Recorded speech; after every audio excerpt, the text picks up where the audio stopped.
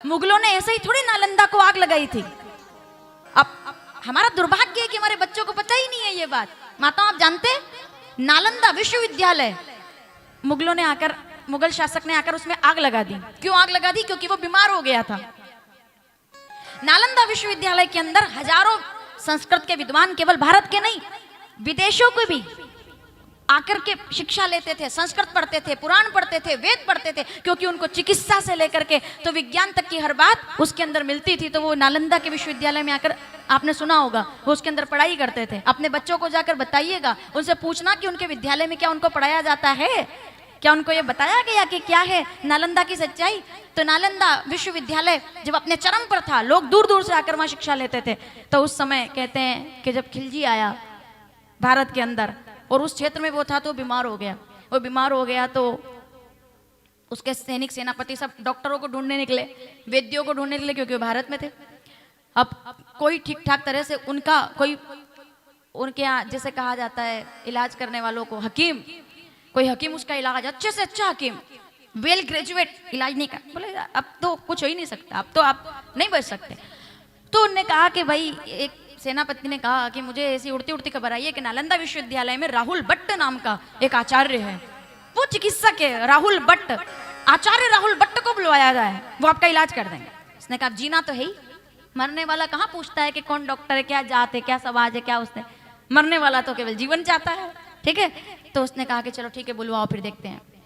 आचार्य राहुल भट्ट आए, क्योंकि हम तो अब इसको हम किस रूप में देखते हैं वो अलग बात है। या तो हम इसको अपनी कमजोरी कह सकते हैं या ताकत। के सनातनियों के अंदर दया बहुत ज्यादा होती है, बहुत दया।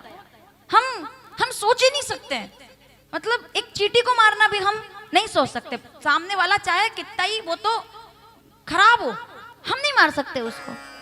अभी एक बहुत अच्छी मूवी आई है, आप लोगों ने शायद, मैं तो कहती हूँ चाहे तो देख भी लो।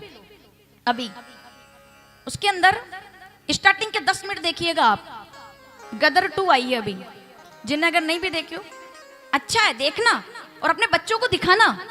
स्टार्टिंग के 10 मिनट वो बंटवारा हो गया जब, तो पाकिस्तान में हिंदू पंडित अपने 5 साल के बच्चे को, जिनने देखी है वो समझ पाएंगे कि क्या मतलब मेरा भाव है कहने का, अपने गले में उसको लगा कर कहता है, और उसका पाकिस्तान का बहुत बड़ा उनको, क्योंकि अब वो मिल गया था देश, तो वहाँ की सेना बन गई थी, तलवार थी उसके हाथ में। तो ने कहा कि साहब हम कहाँ जाएं? बोले तुम्हारा देश अब हिंदुस्तान हो गया, तुम भागो यहाँ से। ने कहा साहब हमारा तुम्हारा क्या होता है, हमारी जमीन यहाँ पे, हम कैसे भागे, हम तो यहाँ रह ले, क्या दिक्कत है? बोले यहाँ रहना है तो ये 2 चीजें तुम्हारे सामने हैं, एक किताब लाल कपड़े में है, एक किताब हरे कपड़े में है। हरे कपड़े वाली किताब को अगर तुम सिर पर लगाते हो और ये तिलक माला सब तोड़कर इधर आते हो तो तुम जी सकते हो। माताओं, मैं कहानी नहीं बता रही हूँ आपको, ओरिजिनल बात है ये, और ये सुननी चाहिए आने वाले समय के लिए।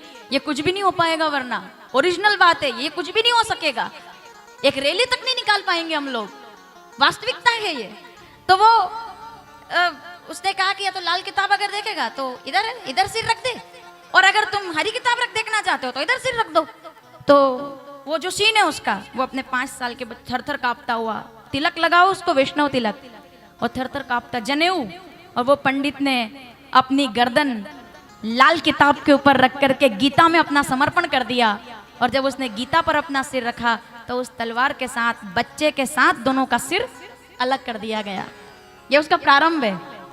आखिरी में हीरो को मौका मिलता है यही करने का, तो हीरो तलवार फेंक देता है, बस इतना फर्क है। वो उसको नहीं मारता, वो उसको तलवार से काटता नहीं है। क्यों नहीं काटा उसने? क्योंकि हमारे पुराणों ने हमारी आस्था में, हमारे खून में घोला है वसुदेव कुटुंबकम। हम प्राणी मात्र के अंदर परमात्मा को देखने वाले लोग हैं, हम रक्त दान करने वाले लोग हैं, हम खून बहाने वाले लोग नहीं है।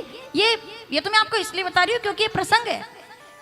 तो आचार्य राहुल भट्ट, गर्व कीजिए इस बात पर, आचार्य राहुल भट्ट आए तिलक लगाकर खिलजी के सामने, बीमार था, वो पड़ा था ऐसे। आचार्य ने कहा क्या बात है? बोले मुझे तबीयत खराब है, कोई इलाज नहीं कर पा रहा। ठीक है मैं करता हूँ।